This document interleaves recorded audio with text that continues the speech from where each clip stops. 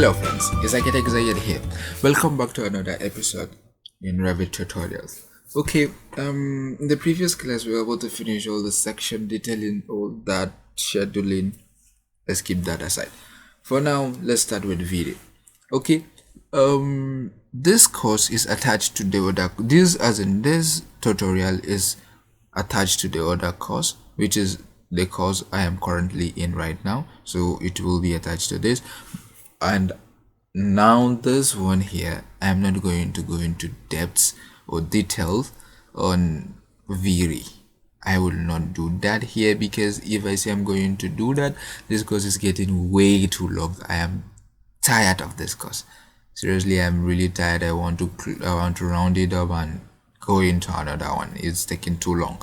Okay, so I'm going to create a much more detailed VRE tutorial later in the future, but for now let's have a basic insight on what VRE is. So as you can see, this is the same building we have. I only added added a camera, put some lights, trees, shrubs, cars, some few families into my environment to make the environment much more exciting. Okay, so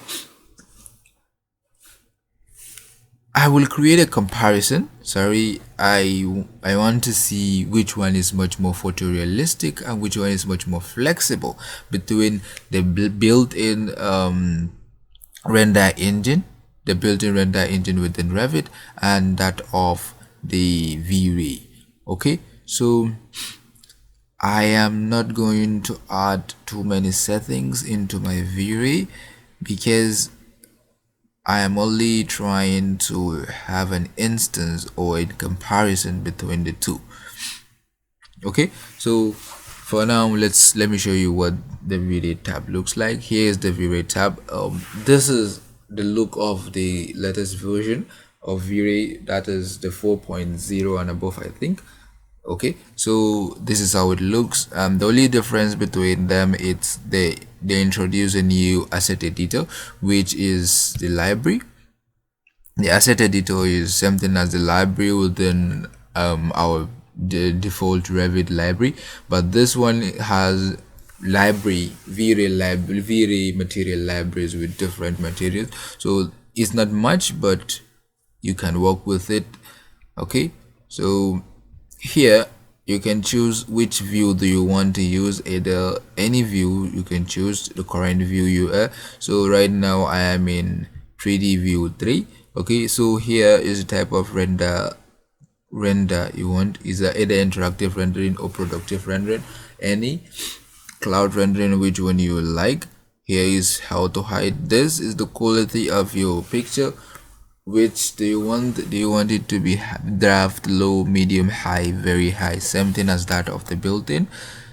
Okay, and this is our render resolution. So this is how it looks like. This is the pixels or printer type, same as that of our, what's the name, the one inside. Okay, so this button here activates the artificial lights within the scene, but mind you, not all artificial lights are being activated. I don't know why, but V-Ray sometimes doesn't recognize some lights. I don't know why, but you can use you can create a special family if you are using permanently V-Ray. If you're using V-Ray permanently as your default renders engine, so you can create some light fixtures, some light families specifically for the V-Ray, so that you can use it within your scene and you can render a very good night scene.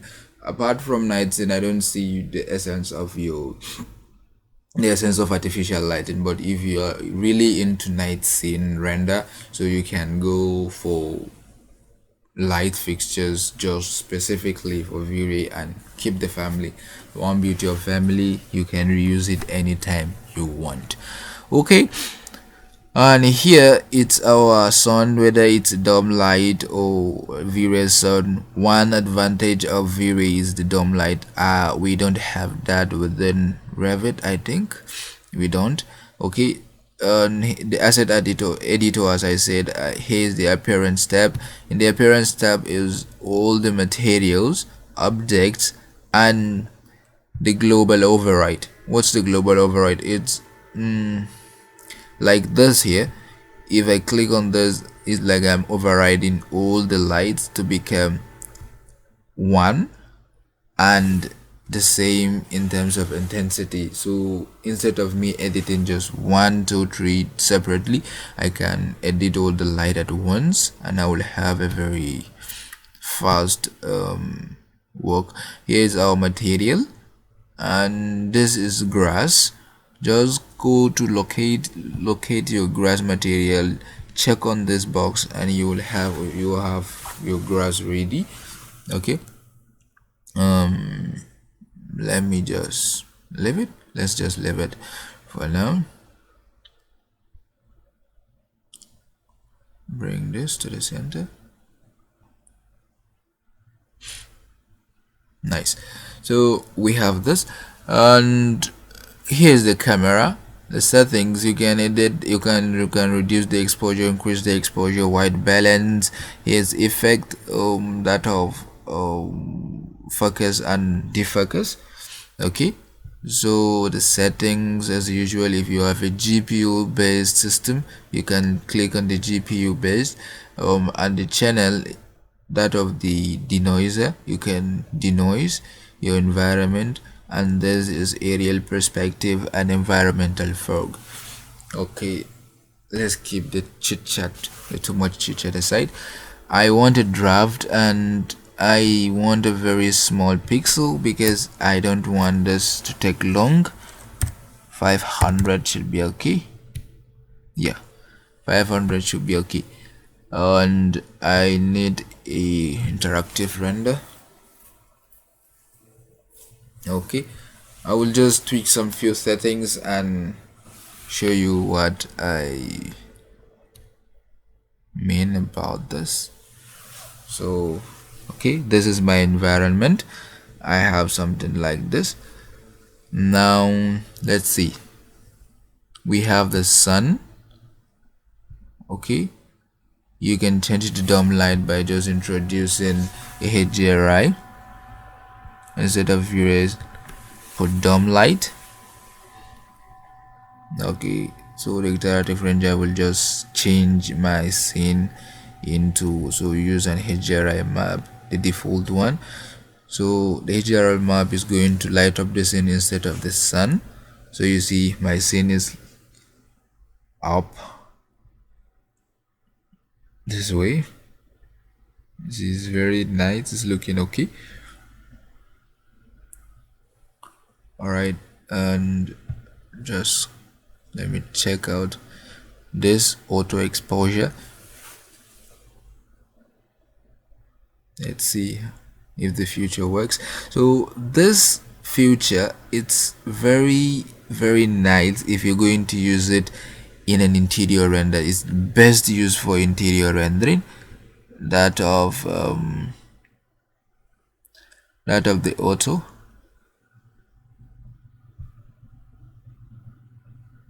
Let's see. So the higher the value, I think the higher the value, the darker the environment, and the lower the value, the brighter the environment. Oh, yeah. So you see the environment is lit up.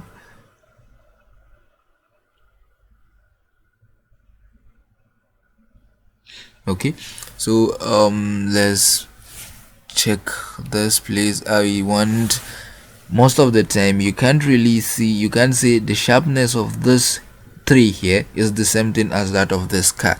So let's change it to 0.2.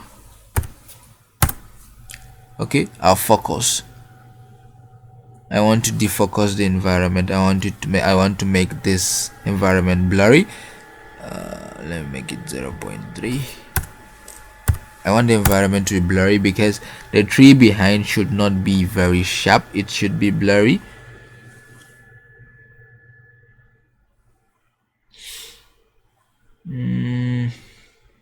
It's okay. Yeah, it's okay. So we have this. What we're going to do here is click on this, and you're going to select what you want to focus your camera on. All right, so first of all, I want this tree to be focused on.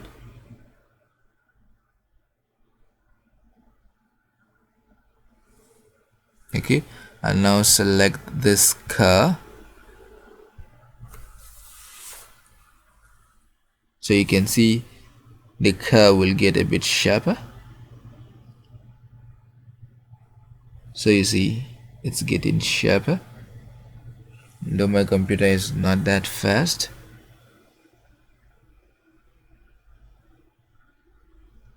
Okay, so now select another. I would like to select this wall here. Okay,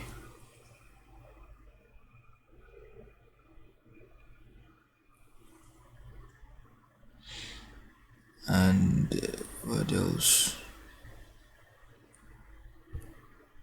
Let me select the flow, which is the interlog.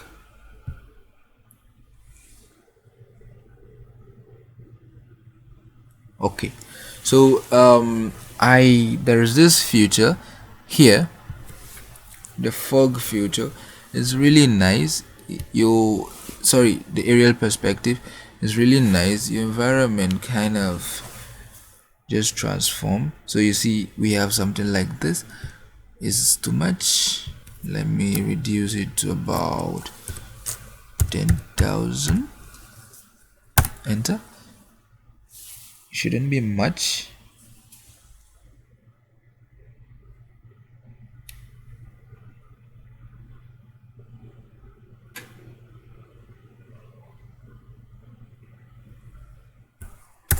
Okay, let's see 1,000.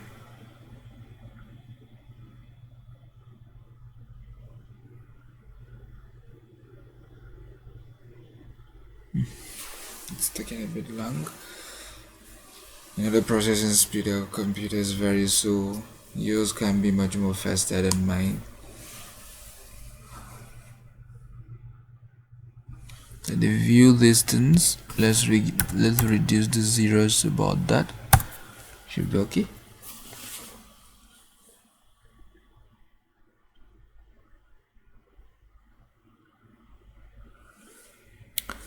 All right, 1, 2.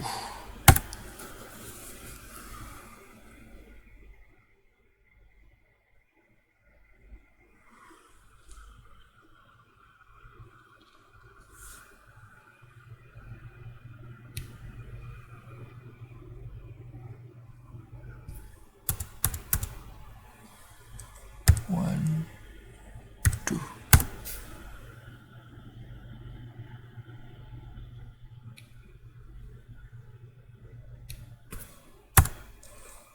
Zero point 0.1.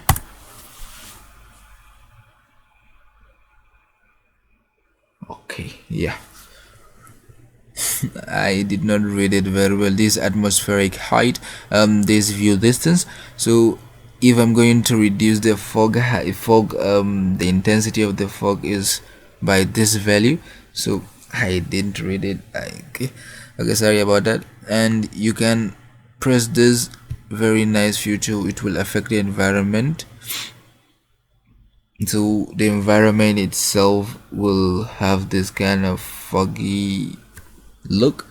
Okay, so that is this future, and I would like to rotate my sun. I would like to rotate the light I have. I would like to rotate the image. So preview of the image, and oh, where did my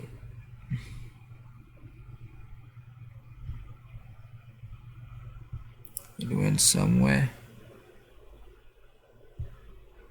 Okay, so let me press it back again, and let's see the preview. I have height, rotate, I don't really know. Let me just put 90 degrees and hit an enter, and let's see what happens. Okay, that is a bit okay, but let me change this to about 10 to see. I don't really know, there will be a lot of change.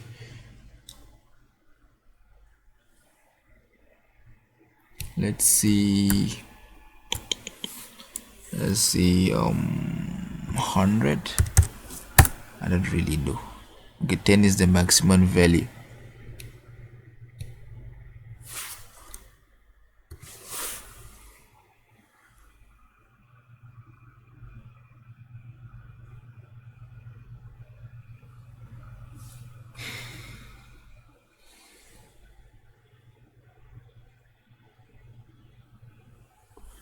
Okay, and this one, I don't know, let me increase it a bit. Let's see.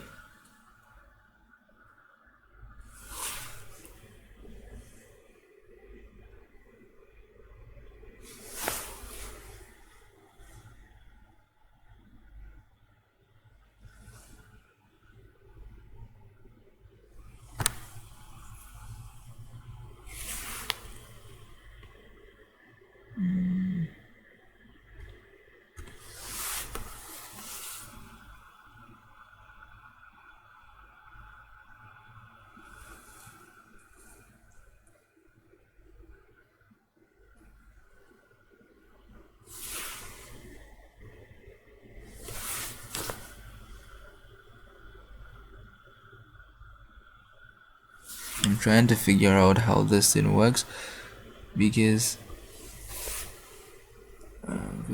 I think this one is the angle. Okay. Let's just walk out and see what is going on here.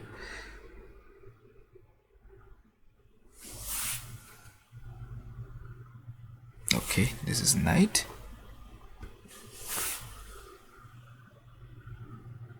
I think this should be the angular and this should be the horizontal. I don't really know. Let me increase this a bit.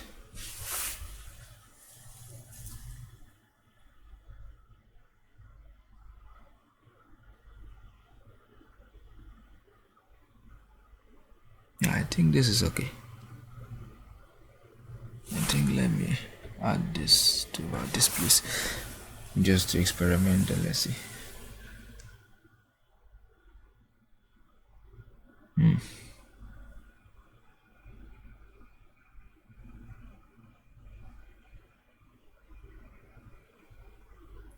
Okay, so it looks a bit somehow. Let's see this one too. Experiment. I'm just experimenting. I don't really know. Okay, so I want it to be light, a day scene.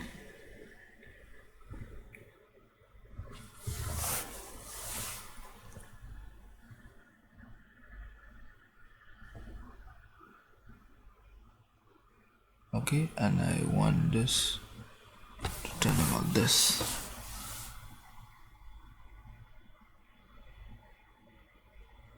Okay,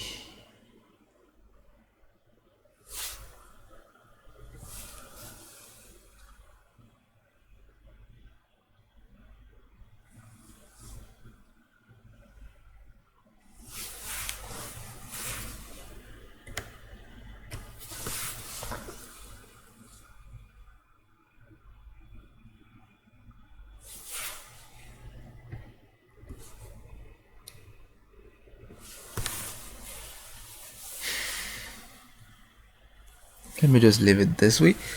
I don't really know the direction or the movement. I usually use my own HDRI map, so I will use the default one since it's the one within the environment. I think this is okay.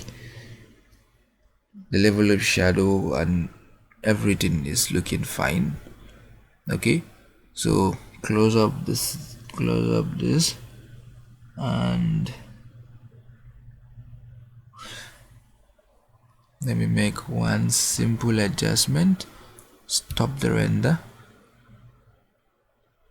Okay, and go to manage tab. The interlock here has no bump. I would like to add a bit of a bump to it. Okay, interlock, where is it? Here it is. So first of all, not even the bump. I like to change the size.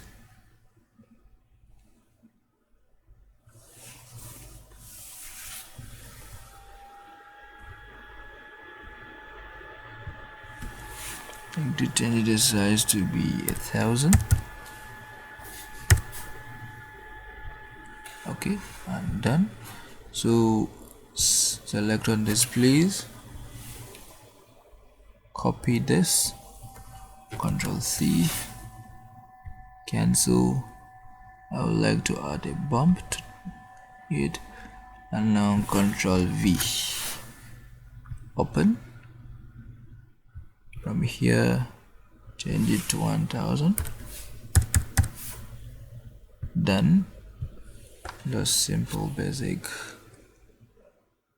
No need of self-illumination. Just forget about all that. Done. Okay. So now thank you very much for watching. I will show you the final render output. So I will compare, I will give you a comparison. I will have that of the normal built-in Revit render engine. I will have one image for the render engine for Revit and one for V-Ray, so that you can compare and contrast to see which one is much more realistic to you, which one do you think is preferable. I will also identify the time to which each and every one lasted within the render time. Okay, thank you very much for watching. Tomorrow, by God's grace, I'm going to create that of the interior render, and I will also give a comparison so that you guys can know which one you think is better and which one is much more faster and efficient. You know, all this thing we're doing is we're trying to figure out which is faster and efficient for us to work with. So thank you very much for watching this video. Let's see sometime tomorrow for another interesting episode. Thank you very much. Goodbye.